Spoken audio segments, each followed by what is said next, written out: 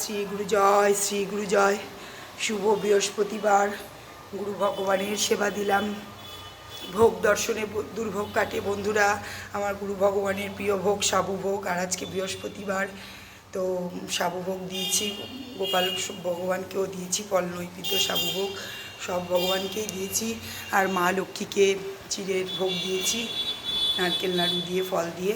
তো এখনকার মতন পুজো শেষ হলো বৃহস্পতিবার। এবার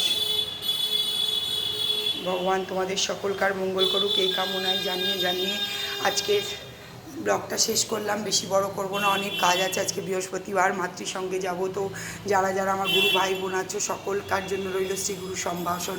শ্রীগুরু জয়, শ্রীগুরু জয়, শ্রীগুরু জয়।